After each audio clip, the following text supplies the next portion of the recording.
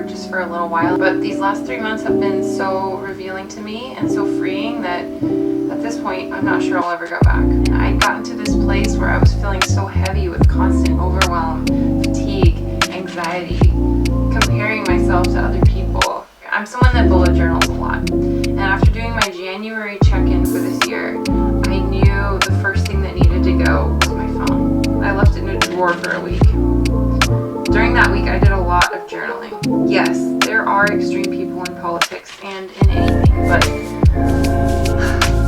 now that I have some more reality around me, most people are good and they're doing their best with the information that they have. My experience proves our thoughts create our emotions, which create our reality. Whatever we focus on, we get more of. When I focus on news and on other people's lives, even people that I like, I just don't think we were ever meant to know that much about each other's lives all the time. When I'm thinking about other people's lives instead of the present moment of my life that I'm living in right now, I allow other people to control my perception of the world. In turn, those thoughts can start to make you feel a certain way.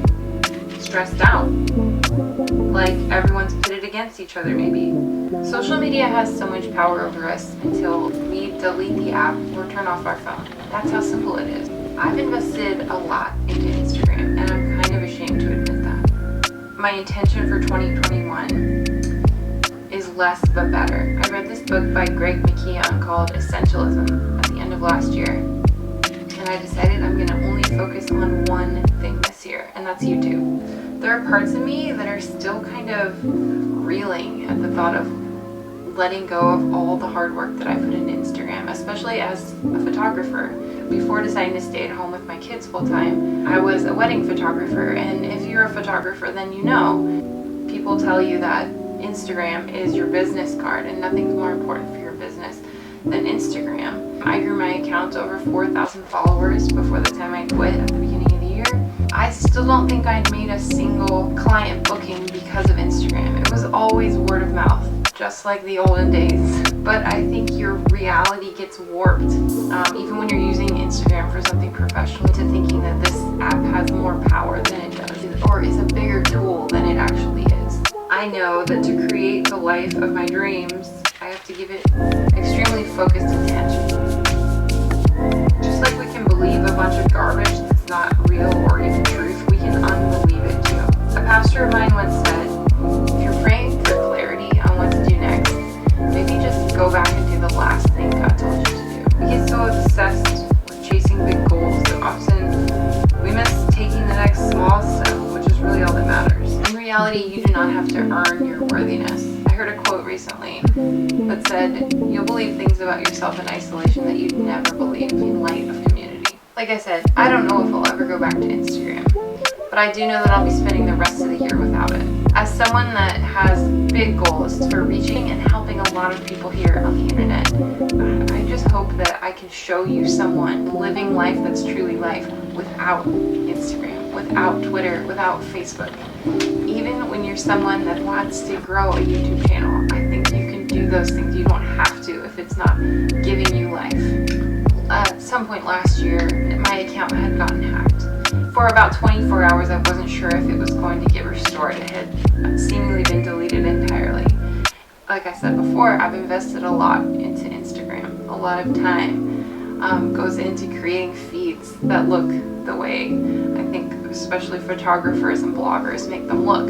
But mostly what I felt, I was relieved at the thought of not having Instagram anymore. And from that moment on, I've been playing with this idea of how do I reach a lot of people and help a lot of people with the internet, but not use social media. And then it just hit me at the beginning of this year. I don't have to hang on to anything that's not adding value to my life, and neither do you. Maybe it's just what you're looking for, you see more of, but since starting these conversations about Instagram with friends and family and people that I know, it seems that almost no one comes away from, scrolling Instagram or engaging with Instagram feeling like their mental health is better. And so as a content creator, I don't feel good about adding to that space. Even if the content that I'm creating is my My goal is to help you live a healthier life. Even if I'm creating content like that, I don't want to engage in a platform that is making people feel stuck, feel sad, feel isolated. Because I know that's how I felt anytime I used that app. And I had big boundaries around it too. As I wrap it up, let me just tell you a few of the good things that I feel have come from these 3 months of quitting Instagram. I feel like my brain is breathing again. There's space between me and the world that feels healthy. When I catch up with friends, I'm catching up with friends. When I'm with my kids, I'm with my kids. When I'm cleaning the house, I'm just cleaning the house. That space is giving me a lot of clarity on stuff that I feel like I've been waiting on for a long time. I feel inspired. I feel more confident.